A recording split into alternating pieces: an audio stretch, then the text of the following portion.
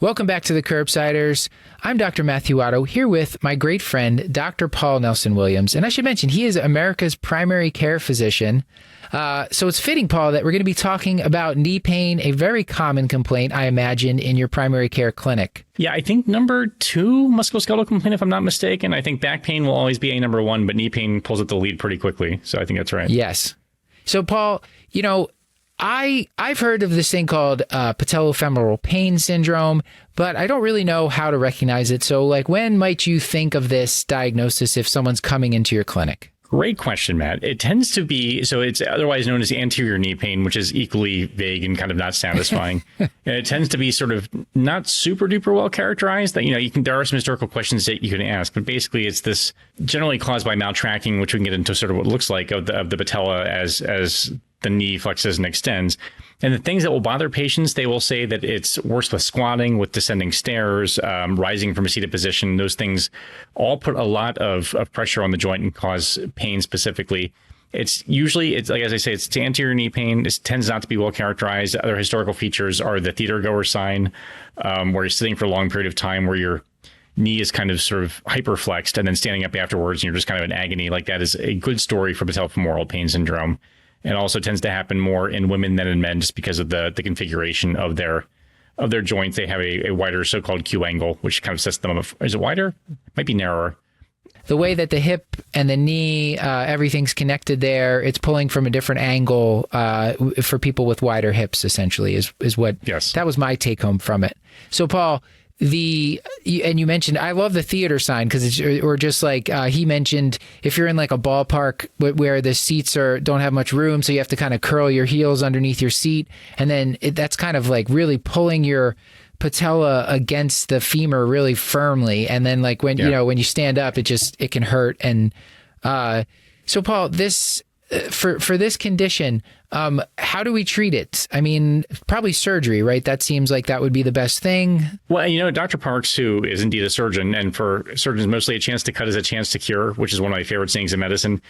Dr. Parks even says, don't send these patients for surgery if at all you can help it. Like, the treatment for this is primarily stretching. You're trying to kind of loosen things up. There's a lot of tightness that's kind of a driver of this. So hamstring stretches, sort of bringing your heel up to your butt and kind of stretching that way.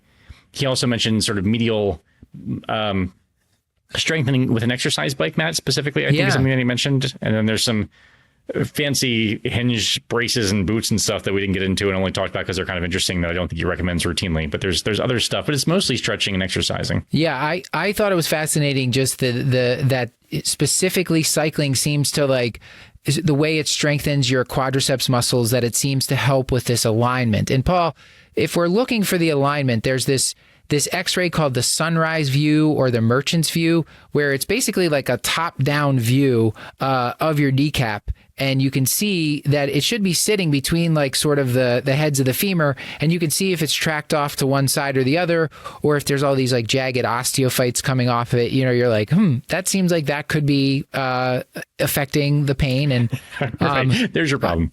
I think it's nice. Yeah, I think it's also nice to show the patient, like, it's a visual. It's like that knee. That's probably why you're having the discomfort there. But you also might not see that much on it either. But I do usually get that view. Now, Paul, let's say that a patient comes into your office as America's primary care physician. They heard about you, billboards all around Hershey, Pennsylvania. Sure. Yeah, and they hear that.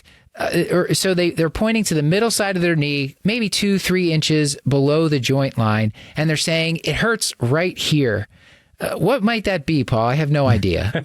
I don't know medicine. Could be lots of stuff, Matt, but I appreciate you setting me up. Well, we talked about specifically that sort of medial inferior to the joint line point tenderness is really consistent with pes anserine bursitis. There's a bursa there, so potential space. Like, it's not going to be this big sort of swollen thing, but it'll be very... Dr. Parks describes it as a bony wasteland. So you sort of walk your fingers down, you feel it, and if you find the tender spot specifically, then you have a fairly good idea of what's going on there.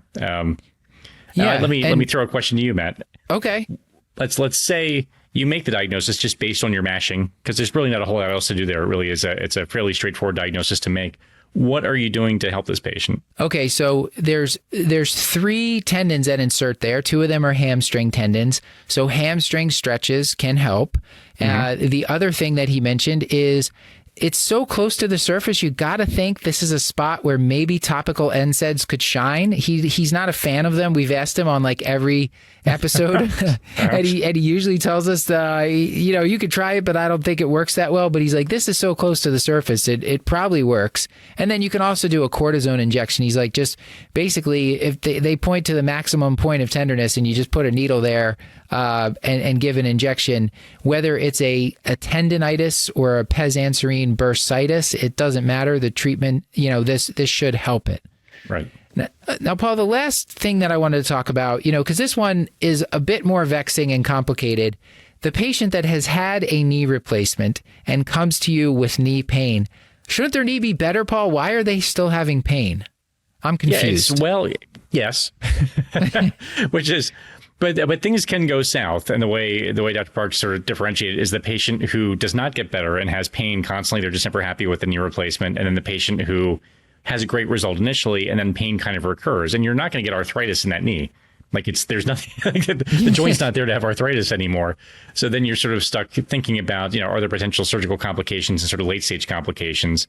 And we went down a deep rabbit hole as to what those might look like. So Matt, let's focus on the patient who has sort of that delayed or has a return of pain after a good result. Like what kind of things do you think about when the patient comes back to you? Yeah.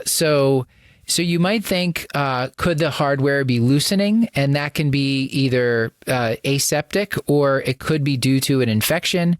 So basically, he said, if you get an X-ray and you see lucency around it, that seems like loosening.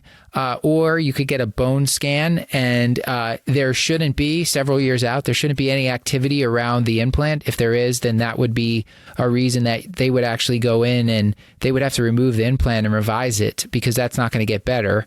And he said they could sort out whether it's aseptic or not in the OR, because they're going to send material for culture and to investigate there.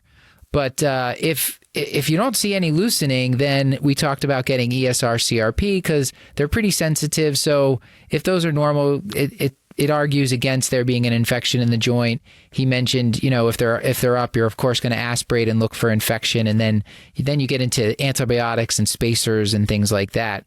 The thing you shouldn't forget about is their knee wore out, so another joint could wear out too, Paul. So you got to look at the hip. And we talked about this windshield wiper test where you just have them sit on the edge of the table with their hip flexed at 90 degrees, and you kind of just crank their heel back and forth and see if that causes hip pain, because you don't want to miss hip pain as the cause of their knee pain, especially before you put the joint in, Paul. That's it. That's right. Hopefully the surgeon is also doing that before they replace the knee, but it's right. It can certainly declare itself afterwards. And as I think you mentioned, if you get arthritis in the knee, you're certainly, it's not surprising if you get arthritis in the hip too. So you're allowed to have both, and many patients do. Right. So those are, that's just a little taste of what we talked about with Dr. Parks in this episode. If you want to hear the whole episode, you can click on the link in the transcript below. And I would like to say that this has been another episode of the Curbsiders, bringing you a little knowledge food for your brain hole. Paul? Would it surprise you to hear me say yummy? It would very much surprise me. And so with all that, until next time, I've been Dr. Matthew Frank Watto. And as always, I remain Dr. Paul Nelson Williams. Thank you and goodbye.